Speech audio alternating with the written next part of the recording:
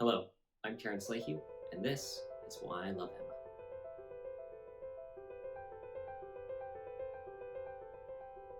Emma by Jane Austen is, I think, the best of her books. Now, Jane Austen is known for writing a lot of books. Probably the most common everyone knows is Pride and Prejudice, with Emma as a close second.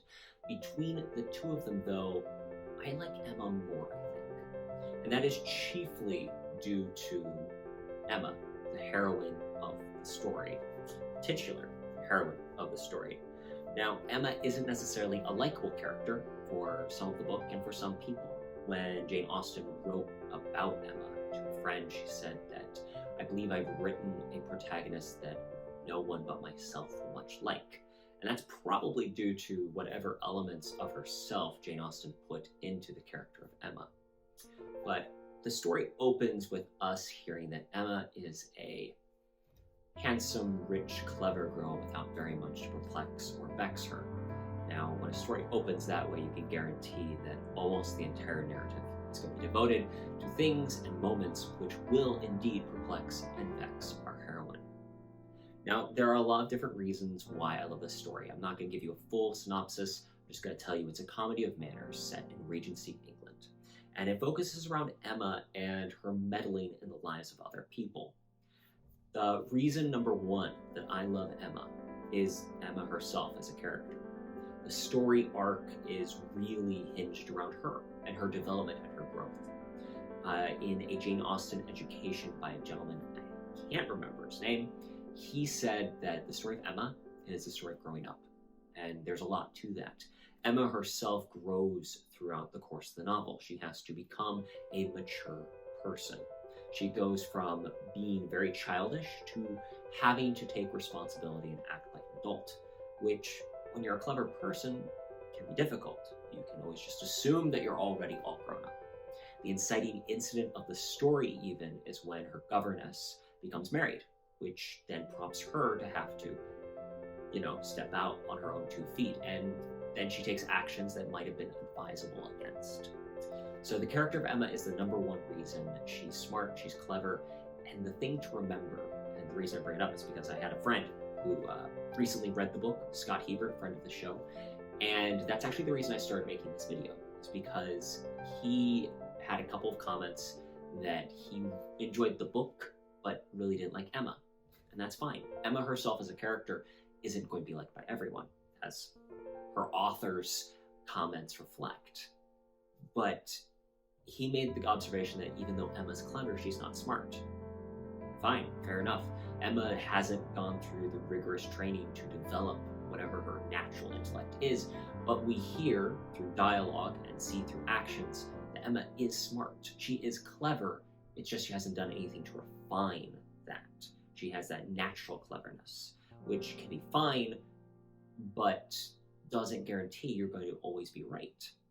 And that's the danger. You see, Emma, throughout the book, falls for what is the confirmation bias, where you see details and you basically fit them into the narrative that suits you best. And that's what Emma does for a lot of the book. And that's when it's even harder when you're smart. Because when you're smart, you actually believe those things more, because you believe you're smart, you know you're smart, and you can see more details that fit your narrative. You can massage them better to fit your story. So that's reason number one I like Emma. Reason number two is that Mr. Knightley is such an amazing character. So Mr. Knightley is the main male protagonist of the story. He's the one who constantly tells Emma the truth, who calls her on the carpet when she's been wrong, which is not something that a lot of people in her circles do.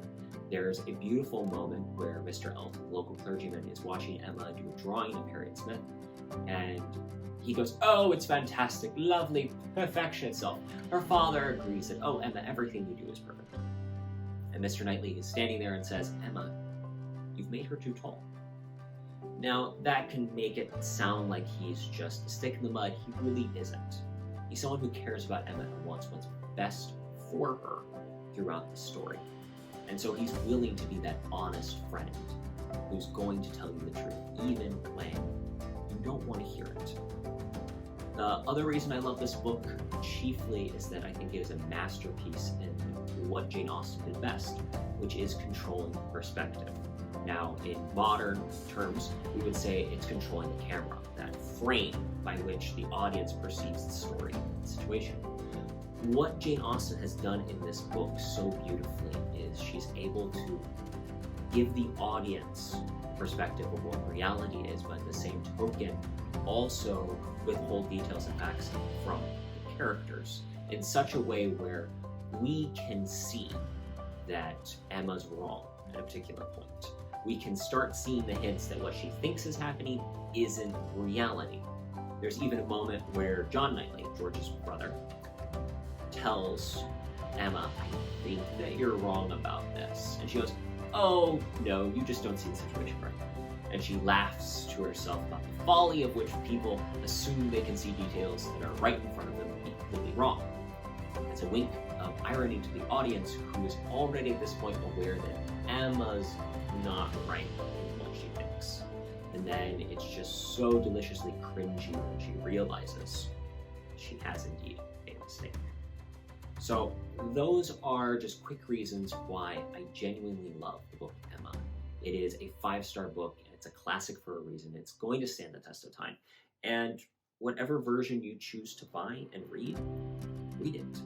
Because what you get is a compelling story and a beautiful narrative about a clever person that has to learn what it means to grow up and learn that it's okay to not always be right. And more importantly, learn to treat your friends as more